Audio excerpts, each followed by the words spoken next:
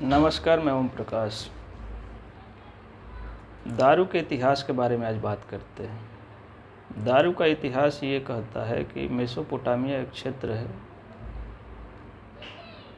वहाँ पे 6000 बीसी पहले यानी ईसा मसीह के जन्म के 6000 साल पहले वहाँ शुरुआत हुई थी अंगूर की खेती से, और अंगूर से वहाँ पे वाइन बनाने की शुरुआत हुई। और भारत में वेद में इसके साक्ष्य मिलते हैं। ऋग्वेद में सोमरस के रूप में इसका वर्णन मिलता है। उस समय देवताओं को अर्पित करने के लिए सोमरस का प्रयोग करते थे लोग। और जब मुग़ल आए भारत में, तब शाही दरबार में वाइन का प्रवेश हुआ था। लोग आनंद के लिए उस समय पीते थे। इसके बाद फिर जब अंग्रेज़ आए तो भारत में 1760 में कलकत्ता में वाइन की शॉप खोली थी। वहाँ से भारत में वाइन की शुरुआत बहुत तेज़ी से बढ़ गया।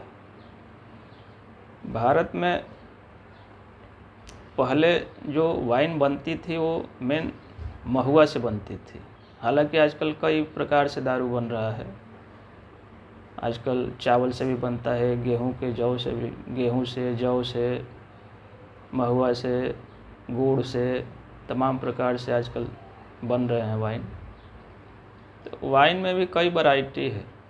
वाइन होता है, रम होता है, विस्की होता है। और भारत में लगभग देसी विदेशी मिलाकर के 2000 ब्रांड हैं दारू के, वाइन के। और अलग अलग ब्रांड, अलग अलग लोगों की अपनी चॉइस है। दारू पीने का भी अपना एक शौक़ है। पहले लोग अमीर जो होते थे उनको बड़ा शौक़ होता था दारू पीने का, वहीं पीते थे। हालांकि आजकल तो क्या अमीर क्या गरीब सब पीते हैं। मेन है उनको आनंद चाहिए, तो दारू में आनंद तो है। दारू पीने के बाद बड़ा लोग आनंदित महसूस करते हैं।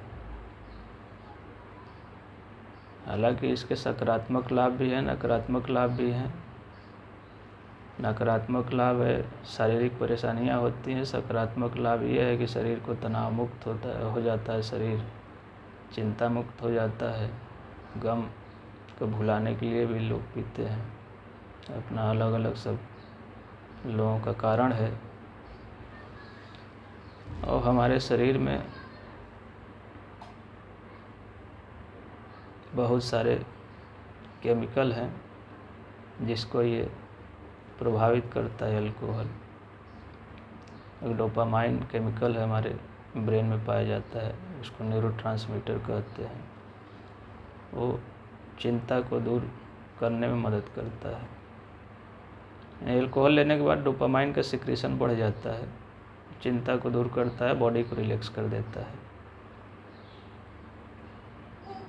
भारत सरकार को इससे बड़े पैमाने पर राजस्व की प्राप्ति होती है। और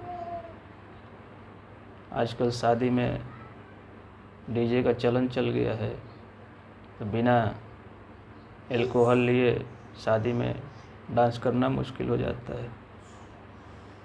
युवा वर्ग हमारे आजकल इसके प्रति बड़ा अट्रैक्ट हो रहे हैं। तो अब इस पे अब क्या कहा जाए। अलग अलग लोगों की अलग अलग अपनी सोच है। दारू पीने में जो आनंद है, जो पीते हैं उनको ही मालूम चलता है। जो नहीं पिए उनको क्या मालूम। जो पीते हैं उनको लगता है कि जो आनंद दारू में है वो किसी और चीज़ में है ही नहीं। हालांकि इससे आर्थिक क्षति भी होती है और शारीरिक क्षति भी है, लेकिन सरकार को इससे आमदनी हो रही है। हमारे उत्तर प्रदेश सरकार को पिछले वित्तीय वर्ष में 41,250 करोड़ रुपए का मुनाफा हुआ है। तो ये सब है। भारत सरकार को 1,75,000 करोड़ रुपए का एक वित्तीय वर्ष में फ़ायदा हुआ है, एक वर्ष में। इससे राजस्व की प्राप्ति हुई है एल्कोहल से। भारत में देसी ब्रांड भी हैं, विदेशी ब्रांड भी हैं, बहुत सारे हैं। भारत के देसी ब्रांड लगभग 500 हैं, अलग अलग चीज़ें हैं। तो अब तो भारत में लगभग 70 से 80% लोग एल्कोहल यूजर हो गए हैं और इसका प्रभाव सरकार के ऊपर पड़ रहा है कि बीमारी में ज़्यादा खर्च हो रहा है पैसा। सरकार के ऊपर भी लोड पड़ रहा है, आम नागरिक के ऊपर भी। बीमारी आ गई तो इतना महंगा इलाज है कि सबके बस की बात नहीं इलाज करा पाना, असमय मृत्यु के गाल में समा जा रहा है। ये सब है। दारू पीने से लोगों को बड़ा क्षति भी हो रहा है, शारीरिक मानसिक। समाज में हिंसा फैल रहा है दारू पीने से। हालांकि दवा, एक कहावत है भारत में, दवा और दारू,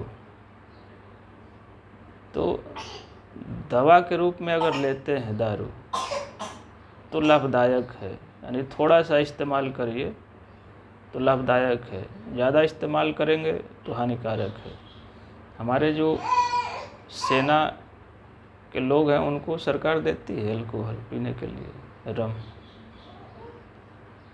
तो अब वहाँ इसलिए देती है कि वहाँ घर से दूर विषम परिस्थितियों में लोग रहते हैं, तो थोड़ा सा तनाव मुक्ति के लिए उनको दिया जाता है, भारत सरकार देती है। लेकिन इसका ज़्यादा इस्तेमाल सही नहीं है। आज इतना ही, धन्यवाद।